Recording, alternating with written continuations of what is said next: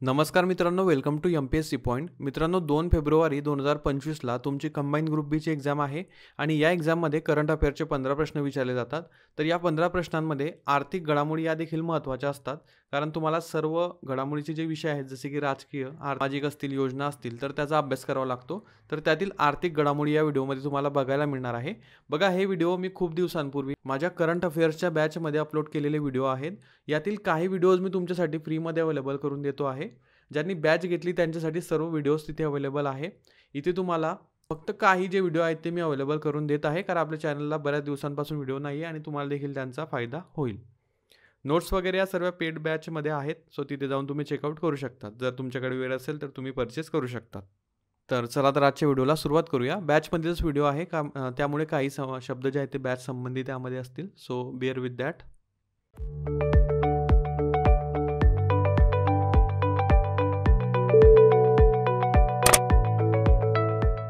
Basic गोष्ट बघा, राजकीय घडामोडी ऑलरेडी यूट्यूबवर व्हिडिओ टाकलेला आहे, तोच सर्वांसाठी आहे, तुमच्यासाठी देखील तोच बेस्ट आहे. राजकीय घडामोडीचा व्हिडिओ तिथून तुम्ही बघितला असेल. ज्यांनी बघितला नसेल त्यांनी प्रथमतः तो बघा आणि या नोट्सच्या प्रिंटआउट करून त्यात समोर ठेवा. खूपच तुम्हाला बेनिफिट त्याचा होईल. आणि बघा, तुम्ही जे काही तुमचे 99 रुपीज खर्च केलेले आहेत त्याचा तुम्हाला एक्झाममध्ये डेफिनेटली फायदा होणार आहे. सो बघा, आपण या व्हिडिओमध्ये आर्थिक घडामोडी कव्हर करूया. बघा, करंट अफेअर्समध्ये आर्थिक घडामोडी आणि जो संरक्षण घडामोडीचा पार्ट आहे तो सर्वांनाच कठीण जात असतो आणि आपल्या या नोट्समध्ये त्यावरती एक बॅक टू बॅक पेज आहे. सो ते जर तुम्ही केलं व्यवस्थित, सो डेफिनेटली तुमचे क्वेश्चन त्यावरती सुटणार आहेत. बघा, पहिलं आहे फॉरेन ट्रेड पॉलिसी 2023. इथं मी लिहिलेलं आहे की $2 ट्रिलियन एक्सपोर्ट्स बाय 2030.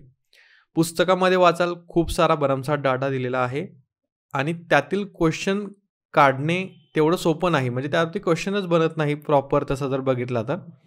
बघा, आता याविषयी थोडी माहिती सांगतो. फॉरेन ट्रेड पॉलिसी 2023 म्हणजे परकीय व्यापार धोरण 2023.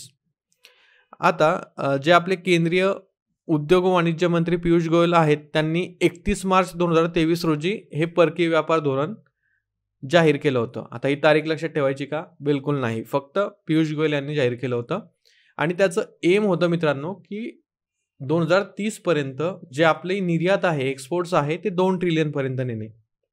बस एवढं लक्षात ठेवा, दॅट्स ऑल. पुढे बघा, ऑइल इंडियाला महारत्न दर्जा. आता ऑइल इंडिया तुम्हाला माहीत आहे खूप मोठी कंपनी आहे, तर तिला महारत्न दर्जा मिळालेला आहे. मग ऑइल इंडियाची स्थापना कधी झाली आपल्याला माहीत असावं, इन केस येऊ शकतो क्वेश्चन. 1959 मध्ये. ओके, आता हा प्रश्न करंटमध्ये येईल का? सो डेफिनेटली नॉट, करंटमध्ये नाही येणार, पण स्टॅटिकमध्ये तुम्हाला विचारलं जाऊ शकतं. एकतर इकॉनॉमिक्समध्ये किंवा भूगोलामध्ये देखील हा प्रश्न इन्क्लूड होतो. 1959 मध्ये स्थापना झालेली आहे. इथं तारीख महत्त्वाची नाही, पण 18 फेब्रुवारी 1959ला झालेली आहे. ऑइल इंडिया ही महारत्न दर्जा प्राप्त करणारी 13वी कंपनी ठरलेली आहे आणि 12वी कंपनी बघा 2022 मध्ये जी REC आहे तर ती ठरली होती 12वी कंपनी आणि महारत्न दर्जा प्राप्त करणारी 13वी कंपनी ऑइल इंडिया लिमिटेड ही आहे. जो महारत्न दर्जा आहे तो 2010 पासून देतात. थोडा GSचा पार्ट आहे, सो लक्ष द्या. 51% गव्हर्नमेंटचा हिस्सा त्यामध्ये असतो. 25,000 करोडपेक्षा जास्त ओलाढाल जर असेल तर त्या कंपनीला महारत्न दर्जा मिळतो, म्हणजे इलिजिबिलिटी क्रायटेरिया आहे त्यासाठी. नवरत्न टोटल 16 कंपन्या आहेत. 2023 मध्ये 5 कंपन्यांना नवरत्न दर्जा दिलेला आहे. नवरत्नमध्ये जी 15वी कंपनी आहे ती इरकॉन आहे आणि 16वी RITES लिमिटेड आहे, म्हणजे राईट्स लिमिटेड आहे. तर इरकॉन इंटरनॅशनल लिमिटेड आणि RITES राईट्स लिमिटेड. ओके, यामध्ये ज्या 5 आहे बघा त्यांची नावं फक्त ओरली सांगतो, पाठ करण्याची गरज नाही. यामध्ये जी OVL आहे म्हणजे ONGC विदेश लिमिटेड ती आहे OVL. त्यानंतर आता हे 2023 मध्ये प्राप्त झालेलं सांगतो तुम्हाला. त्यानंतर RCF आहे बघा, RCF म्हणजे राष्ट्रीय केमिकल अँड फर्टिलायझर्स. त्यानंतर RVNL आहे, RVNL म्हणजे रेल्वे विकास निगम लिमिटेड.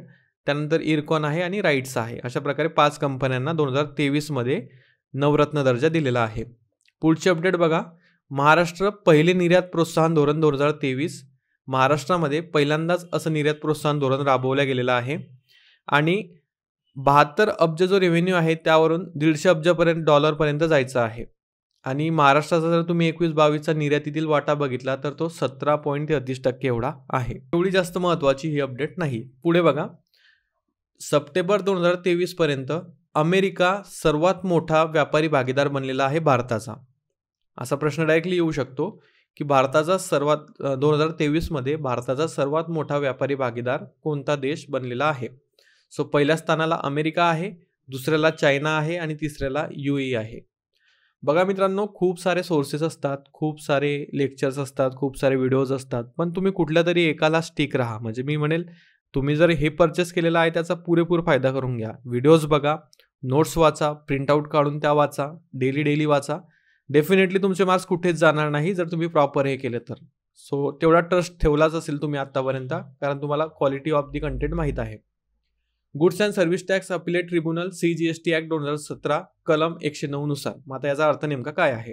तर बघा, GSTशी संबंधित जे काही वाद असतात तर ते वाद सांभाळण्यासाठी किंवा ते वाद सोडवण्यासाठी GST अपीलीय न्यायाधिकरण जे आहेत ते बनवण्यात आले आहे किंवा त्याची स्थापना करण्यात येणार आहे.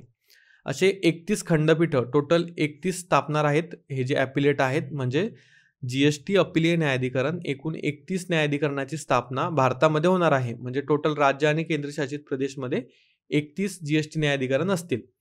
मग आता हे GST न्यायाधिकरण कोणत्या कलमानुसार आहेत? तर GST ॲक्ट जो आहे 2017चा त्यातील कलम 109 नुसार हे स्थापन होतात GST न्यायाधिकरणे. खंडपीठ जे आहे ते न्यू दिल्ली येथे असणार आहे आणि महाराष्ट्रासाठी आणि गोव्यासाठी 3 खंडपीठे उभारली जाणार आहेत. जुलै 2023 मध्ये अंतिम मंजुरी GST परिषदेने या टॅक्स अपिलेट ट्रिब्युनलला दिलेली आहे. एवढं इम्पॉर्टंट आहे. प्रश्न येऊ शकतो की टोटल GST ट्रिब्युनल किती स्थापणार आहेत भारतामध्ये? तर 31. ओके. आणि कोणत्या कलमनुसार आहे? 109च्या या ॲक्टच्या. ओके. नेक्स्ट बघा, फर्स्ट UPI ATM 5 सप्टेंबर 2023 रोजी मुंबई येथे त्याचं सादरीकरण करण्यात आलं, जे की NPCIच्या सहकार्याने म्हणजे नॅशनल पेमेंट कॉर्पोरेशन ऑफ इंडियाच्या सहकार्याने फर्स्ट UPI ATM जे आहे ते मुंबई येथे त्याचं प्रेझेंटेशन किंवा सादरीकरण करण्यात आलेलं आहे. हिताची पेमेंट सर्व्हिसेस जे आहे तर त्या पेमेंट सर्व्हिसेसनी यासाठी हेल्प केलेली आहे व्हाईट लेबल ATM तयार करण्यासाठी. म्हणजेच व्हाईट लेबल ATM त्याला म्हटलं जाईल. म्हणजे तुम्ही विदाऊट ATM कार्ड तिथे UPI ATM वापरू शकतात. म्हणजे तुम्हाला कुठलंही कार्ड कॅरी करण्याची गरज नाही. इथे सादरीकरण झालेलं आहे फक्त. ओके. पुढे जाऊया. पंकज त्रिपाठी जे आहेत मित्रांनो ते NPCIने 7 नोव्हेंबर 2023 रोजी UPI सुरक्षा दूत म्हणून नेमले. पंकज त्रिपाठी सर्वांना माहीत असतील कोण आहेत, तर मिर्झापूर कदाचित तुम्ही बघितली असेल, त्यामध्ये एक लीड ॲक्टर आहेत. त्यानंतर बघा, एक लिमिट असते बघा तुमच्या फोनपेवरती, तर ती मर्यादा 1 लाख ऑलरेडी होती, तर ती आता सध्या 5 लाख केलेली आहे. एवढं लक्षात ठेवा. पुढे बघा, WTO म्हणजे वर्ल्ड ट्रेड ऑर्गनायझेशनचा अहवाल आहे, वर्ल्ड ट्रेड स्टॅटिस्टिक रिव्ह्यू नावाचा.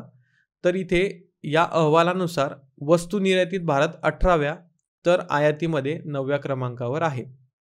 वस्तू निर्यात करणे म्हणजे काय? तर भारतातून वस्तू इतर देशामध्ये नेणे आणि आयात करणे म्हणजे इतर देशातील ज्या वस्तू सेवा आहेत त्या भारतामध्ये आणणे. सो त्या क्रमांकामध्ये WTO नुसार 18व्या स्थानी निर्यातीमध्ये आणि 9व्या स्थानी आयातीमध्ये आहे. पहिले 3 जे आहे निर्यातीमध्ये ते सर्वात जास्त निर्यात करणारे चायना आहे, त्यानंतर अमेरिका, त्यानंतर जर्मनी. म्हणजे चायनातून सर्वदूर जगभरामध्ये एकूण 14.4% निर्यात होते संपूर्ण कॅल्क्युलेट जर केलं तर. पहिले 3 जे आहेत आयातीमध्ये त्यामध्ये अमेरिका आहे 13.2% आयात करतं, चायना आहे, जर्मनी आहे. अशाच प्रकारे क्रम जर बघितला तर निर्यातीमध्ये भारताचा 18वा आहे, आयातीमध्ये 9वा आहे.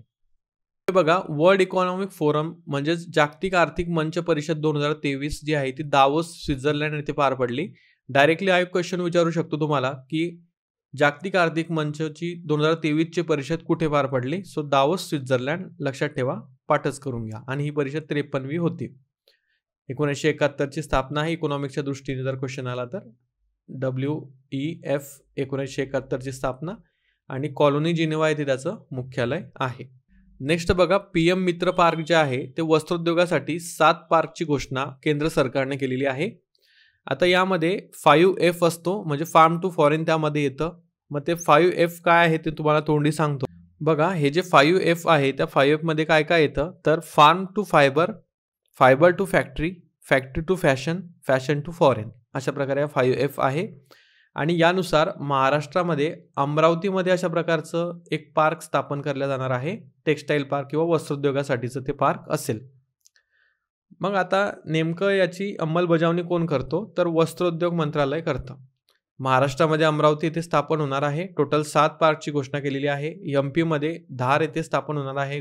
गुजरातमध्ये नवसारी, यूपीमध्ये लखनौ, कर्नाटकमध्ये कलबुर्गी आणि तमिळनाडूमध्ये विरुधुनगर आणि तेलंगणामध्ये वारांगल. अशा प्रकारे 7 पार्क जे आहे त्याची घोषणा केंद्र सरकारने केलेली आहे. सो महाराष्ट्रातील अमरावती लक्षात ठेवा. डायरेक्टली क्वेश्चन येऊ शकतो की जे 7 घोषणा केलेली आहे त्यामध्ये महाराष्ट्रातलं कोणतं ठिकाण आहे. सो अमरावती लक्षात असू द्या. पुढे बघा 2023 मध्ये FDI मध्ये 22% घट झालेली आहे. $46 अब्ज आपला FDI आता सध्या आहे 2023 नुसार आणि 2022 मध्ये तो 58.77 अब्ज एवढा होता. सर्वात जास्त FDI मध्ये घट जी आहे किंवा FDI जो प्राप्त होतो तो सेवा क्षेत्राला, त्यानंतर व्यापार, त्यानंतर दूरसंचार आणि त्यानंतर फार्माला. ही आकडेवारी मित्रांनो DPIIT ची आहे. ओके, म्हणजेच उद्योग आणि अंतर्गत व्यापार प्रोत्साहन विभागाची ही आकडेवारी आहे. भारताला सर्वात जास्त FDI जो आहे तो सिंगापूरकडून या आकडेवारीनुसार प्राप्त होतो. त्यानंतर मॉरिशसकडून, अमेरिकेकडून, UAE कडून आणि नेदरलँडकडून. सिंगापूरकडून 17.2% FDI भारतामध्ये येतो. आता याला शॉर्टकट तुम्ही SMAUN असं लक्षात ठेवू शकतात. बघा पाठ झालं तर, नाहीतर डायरेक्टली कंट्रीज तुम्ही लक्षात ठेवा. राज्य जे आहे मित्रांनो ते महाराष्ट्र, कर्नाटक आणि दिल्ली या राज्यांना सर्वाधिक FDI प्राप्त झालेला आहे. महाराष्ट्राला सर्वात जास्त 14.8%, देन कर्नाटक, देन दिल्ली. सर्वाधिक FDI प्राप्त देश जर बघितले आपण तर अमेरिका पहिल्यांदा आहे. त्यानंतर चायनाला FDI प्राप्त होतो, सिंगापूरला नंतर. त्यानंतर 8वं जे आहे आपलं ते इंडिया आहे. इंडियाला सर्वात जास्त FDI सिंगापूरकडून प्राप्त होतो आणि भारतातील महाराष्ट्र राज्याला सर्वात जास्त FDI प्राप्त होतो. इजिप्त जो कंट्री आहे मित्रांनो तो न्यू डेव्हलपमेंट बँकचा सदस्य बनलेला आहे, NDB. आणि या बँकेचा संस्थापक देश जो आहे तो संस्थापक देश आहे त्यामध्ये ब्रिक्स असतात. म्हणजे ब्रिक्स म्हणजे काय तर ब्राझील, रशिया, भारत, चायना आणि साऊथ आफ्रिका अशा प्रकारे ब्रिक्समध्ये कंट्रीज येतात. मग याचे सदस्य जे आहेत ब्रिक्सचे ते सध्या 9 आहेत. मग त्यामध्ये कोण वाढलेला आहे तर बांगलादेश, UAE आणि उरुग्वे. बांगलादेश, UAE, उरुग्वे इथे लिहिलेलं आहे बघा. त्यानंतर 19 मे 2023 रोजी RBIने 2000 ची नोट जी आहे ती बंद केली. तारीख वगैरे लक्षात नाही ठेवायची, पण 2000 ची नोट बंद झालेली आहे. ही तारीख महत्त्वाची आहे. 1000 आणि 500च्या नोटा जेव्हा बाद करण्यात आल्या होत्या बघा, ती 8 नोव्हेंबर 2016. ही फक्त 19 मे 2023 वाचून घ्या. नोटबंदी जी आहे मित्रांनो ती 1946, 78 आणि 2016ला करण्यात आली होती, हे माहीत असू द्या. इलेक्ट्रॉनिक वस्तू निर्यातीमध्ये तामिळनाडू जे आहे ते अव्वल आलेलं आहे 2023 नुसार. इलेक्ट्रॉनिक एक्सपोर्ट तामिळनाडू टॉप, म्हणजेच निर्यातीमध्ये तामिळनाडूने टॉप केलेला आहे. टॉपला तामिळनाडू आहे, त्यानंतर उत्तर प्रदेश आहे, त्यानंतर कर्नाटक आहे, त्यानंतर महाराष्ट्र आहे. इलेक्ट्रॉनिक वस्तू निर्यातीमध्ये तामिळनाडू 1 नंबरला आणि महाराष्ट्र 4 नंबरला आहे. जनधन योजनेची डेट इथे लिहिलेली आहे, फक्त फॅक्ट आहे, लक्षात ठेवा. 1 जुलै 2023 रोजी HDFCचं HDFC बँकेमध्ये विलिनीकरण करण्यात आलेलं आहे. असं विचारू शकतात की 2023 मध्ये कोणत्या कंपनीचं बँकेमध्ये विलिनीकरण करण्यात आलं. सो HDFC आहे. 16वा वित्त आयोग 29 नोव्हेंबर 2023 रोजी त्याची स्थापना झाली. अहवाल जो आहे तो 2025 मध्ये देणार आहे. एप्रिल 2026 ते मार्च 2031 साठी शिफारसी लागू असतील एकूण 5 वर्षांसाठी. 16व्या वित्त आयोगाचे अध्यक्ष अरविंद पनगाडी आहेत आणि सचिव ऋत्विक पांडे आहेत. फर्स्ट जो वित्त आयोग होता त्याचे KC नियोगी होते आणि 15व्याचे NK सिंग. तुम्हाला हा जो इकॉनॉमिक्सचा डाटा आहे तो बोर वाटत असेल, बट तुम्ही एवढंच करा, मी म्हणेल प्रॉपर करा. मी तुम्हाला वेळोवेळी तेच सांगेल. डेफिनेटली तुमचा प्रश्न सुटणार आहे, कारण आपण जास्त माहिती वाचतो आणि आपल्या हातात काहीच येत नाही. त्यामुळे जेवढी कमी आणि लिमिटेड माहिती असेल त्यातील क्वेश्चन आला म्हणजे तुम्हाला तो लगेच आठवेल. बघा RBIची FDIची आकडेवारी आलेली आहे 2023 ची. त्यामध्ये सर्वाधिक गुंतवणूक भारतामध्ये, म्हणजेच भारताला प्राप्त झालेली गुंतवणूक अमेरिकेकडून सर्वाधिक आहे, त्यानंतर मॉरिशस, त्यानंतर UK. आता तुम्हाला इथे फसवू शकतात बघा ते. तुम्हाला DPIITची एक आकडेवारी आहे, त्यामध्ये देखील FDI विषयी आहे आणि RBIची आकडेवारी आहे. सो या दोघंही आकडेवारी तुम्हाला माहीत असाव्या. म्हणजे इथं अमेरिका टॉपला आहे RBIच्या आकडेवारीनुसार आणि तिथं सेवा क्षेत्रामध्ये म्हणजे डायरेक्टली आपण जर बघितलं DPIIT नुसार तर सिंगापूर जे आहे ते टॉपला होतं. तिथे सर्वाधिक गुंतवणूक बाय इंडिया म्हणजे भारताने इतरांची केलेली गुंतवणूक, भारताने सर्वात जास्त गुंतवणूक सिंगापूरची केलेली आहे, त्यानंतर अमेरिका, त्यानंतर उत्तराखंड आणि नेदरलँड. RBI आणि बँक ऑफ इंग्लंडमध्ये करार झालेला आहे, फक्त एवढं लक्षात ठेवा. असं विचारू शकतात बँक ऑफ इंग्लंडचा RBIचा करार कोणत्या फॉरेन बँकशी झालेला आहे. So Bank of England. forex.comच्या रिपोर्टनुसार सर्वाधिक युनिकॉर्नमध्ये भारत 3ऱ्या क्रमांकावर आहे. फॅक्च्युअल क्वेश्चन बनतो डायरेक्टली की या रिपोर्टनुसार सर्वाधिक युनिकॉर्नमध्ये भारताचा क्रमांक कितवा आहे? सो 3रा आहे, लक्षात ठेवा. SBIची शाखा जी आहे मित्रांनो ती श्रीलंका येथे उघडण्यात आलेली आहे आणि सेमीकंडक्टरसाठी जपानबरोबर करार केलेला आहे भारताने. जपान, ओके, लक्षात ठेवा, सेमीकंडक्टरसाठी जपान. वर्ल्ड फ्रीज इकॉनॉमी जी आहे ती सिंगापूरची आहे, म्हणजे सर्वात स्वतंत्र अशी अर्थव्यवस्था सिंगापूरची आहे. ALBR म्हणजे आधार लिंक बर्थ रजिस्ट्रेशन करणारे पहिले स्टेट जे आहे ते नागालँड आहे, म्हणजे बर्थ रजिस्ट्रेशन आधारला लिंक करणारे, ओके, नागालँड. GST सहाय्य ॲप जे आहे ते एक सिडबी कर्ज व्यासपीठसाठी आहे. बघा, GST सहाय्य जे आहे ते सिडबी म्हणजे स्मॉल अँड म्हणजे तुम्ही त्याला म्हणतात सूक्ष्म, लघु आणि मध्यम उद्योगांची आर्थिक आणि वित्तीय शाश्वतता वाढवण्याच्या उद्देशाने GST सहाय्य ॲप तयार करण्यात आलेला आहे. सिडबी GST सहाय्य ॲप हे ॲप आधारित इनव्हॉइस फायनान्सिंग आहे. एक कर्ज व्यासपीठ ते असणार आहे, म्हणजे सुरू होणार आहे, अजून झालेलं नाही. चौथ्या औद्योगिक क्रांतीसाठी केंद्र हैदराबाद ठेवण्यात आलेलं आहे, ओके. इंदूर महानगरपालिका देशातील पहिली नागरी संस्था बनलेली आहे ग्रीन बॉन्ड्स जारी करणारी. हे इम्पॉर्टंट आहे बघा, खूप इम्पॉर्टंट आहे. इंदोरवरती ऑलरेडी 2-2 प्रश्न एका परीक्षेमध्ये आपल्याला दिसतात करंट अफेअर्समध्ये. सो हे तुम्हाला लक्षात ठेवायचं की पहिली ग्रीन बॉन्ड जारी करणारी नागरी संस्था इंदूर महानगरपालिका आहे. पुढचे महत्त्वाचं बघा, गव्हर्नर ऑफ द इयर म्हणून 2023च्या वर्षासाठी शक्तिकांत दास यांची नियुक्ती करण्यात आलेली आहे. गव्हर्नर ऑफ द इयर म्हणून त्यांना अवॉर्ड मिळालेला आहे. सस्टेनेबल डेव्हलपमेंट गोल्स म्हणजे SDGचा मागोवा घेणारे भोपाळ हे देशातील पहिले राज्य ठरलेलं आहे. भोपाळमधील शहर जर बघितलं तर भोपाळ हे शहर जे आहे ते MP मधील शहर आहे, तुम्हाला माहीत असेल. RBIने मार्च 2023मध्ये, हे खूप इम्पॉर्टंट आहे बघा, SDGचा मागोवा घेणारे भोपाळ पहिले राज्य, खूप इम्पॉर्टंट आहे. पहिले शहर आहे म्हणजे MP आहे ते. भोपाळ हे राज्य नाही, भोपाळ शहर आहे, पण राज्य जे आहे ते MP मधील एक शहर भोपाळ आहे. RBIने मार्च 2023मध्ये भुवनेश्वर येथे greenfield data centre and enterprise computing and cyber security training institution open केलेली आहे भुवनेश्वर येथे. Mahatma Gandhi national rural employment guarantee scheme कामगारांसाठी कल्याण निधीची स्थापना करणारे पहिले राज्य, म्हणजे मनरेगासाठी कल्याण निधी स्थापन करणारे पहिले राज्य केरळ आहे. RBIचे उपकार्यालय कुठे? कोहिमा येथे स्थापन करण्यात आलेलं आहे. पहिली स्वदेशी बनावटीची अणुभट्टी काकरापार गुजरात येथे स्थापन करण्यात आलेली आहे. त्यातील पहिली आर्थिक घडामोडी आहे बघा, 16व्या वित्त आयोगाचे अध्यक्ष म्हणून अरविंद पनगारिया यांची निवड करण्यात आलेली आहे. जर वित्त आयोग बघा, यांचा जन्म जो आहे अरविंद पनगारिया यांचा, तो 30 सप्टेंबर 1952ला झाला. ते एक भारतीय अमेरिकन अर्थतज्ञ म्हणून त्यांची ओळख आहे. ते कोलंबिया विद्यापीठात प्राध्यापक राहिलेले आहेत. 2015 ते 2017 त्यांनी नीती आयोगाचं उपाध्यक्षपद भूषवलेलं आहे. आणि एशियन डेव्हलपमेंट बँक जी आहे तिचे मुख्य अर्थतज्ञ म्हणून त्यांनी काम पाहिलेलं आहे. G20 शेर्पो म्हणून अरविंद पनगारिया यांची निवड करण्यात आली होती.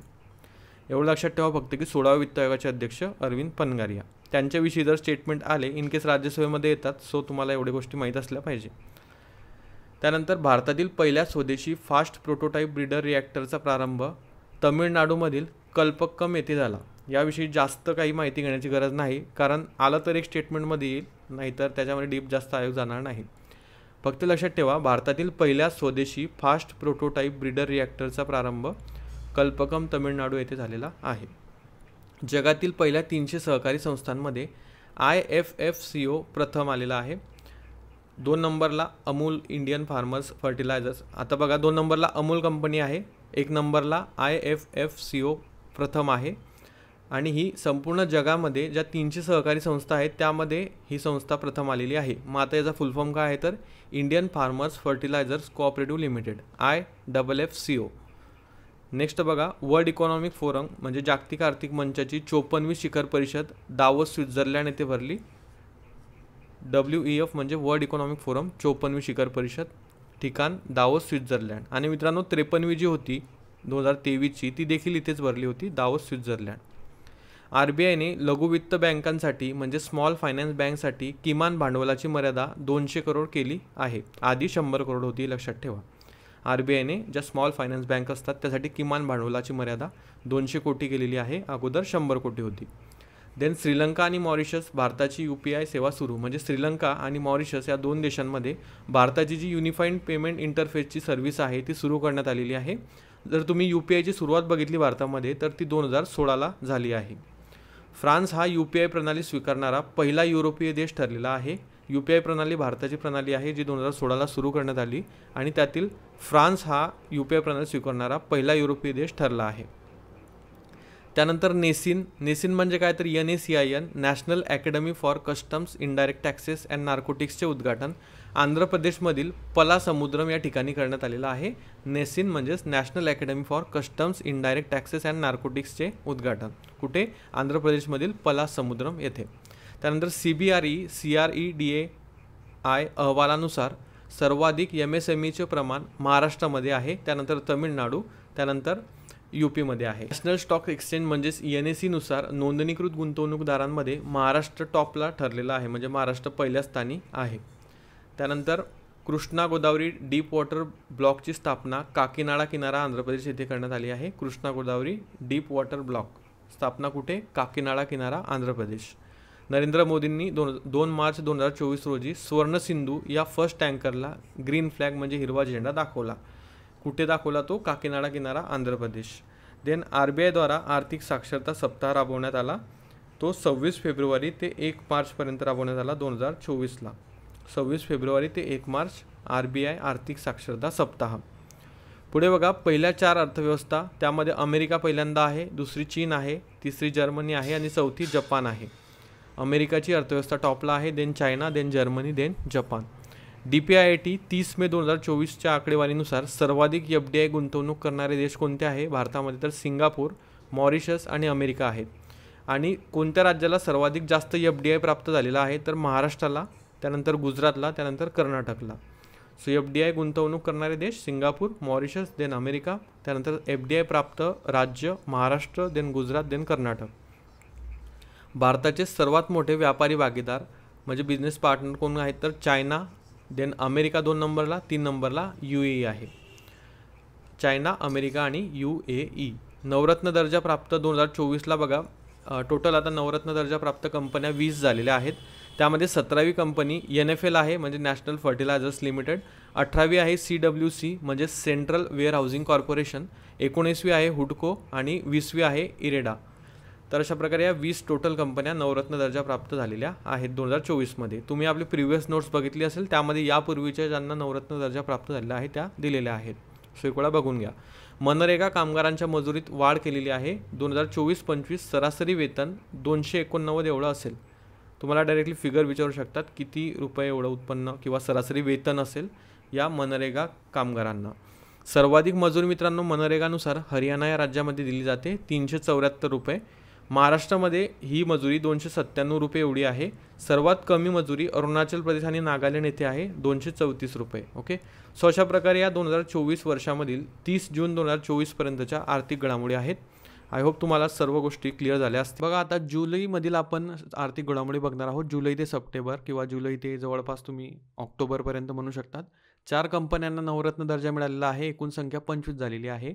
22वी कंपनी RCIL, 23वी SCCI, 24वी NHPC आणि 25वी SJVN. इथे तुम्ही फुल फॉर्म्स जे आहेत ते बघू शकतात. नीती आयोगाने 28 जुलै 2024 रोजी विजन फॉर विकसित भारत @2047 अँड अप्रोच पेपर या नावाने दृष्टिकोन पत्रिका जारी केली. आणि या दृष्टिकोन पत्रिकेमध्ये काय दिलेलं होतं तर विकसित राष्ट्र होण्यासाठी आपल्याला 2047 पर्यंत $30 ट्रिलियन आवश्यकता आहे. आणि सध्या 3.36 ट्रिलियन अर्थव्यवस्थेत 9 पट वाढ करणे हा या अप्रोच पेपरचा उद्देश आहे.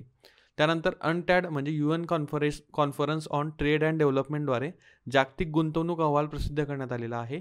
आणि यामध्ये 2023मध्ये FDI $1.3 ट्रिलियन म्हणजेच 2022पेक्षा 2% कमी झालेला आहे. 2023मध्ये हा FDI $28 अब्ज एवढा होता आणि 2022मध्ये $49 अब्ज होता. जवळपास 43% घट यामध्ये झालेली दिसते आपल्याला 2023मध्ये. 2023मध्ये भारताचा क्रमांक 15वा आहे या अहवालानुसार. 2022मध्ये 8वा होता. FDI प्राप्तमध्ये जर तुम्ही देश बघितले तर USA, त्यानंतर चायना, त्यानंतर सिंगापूर.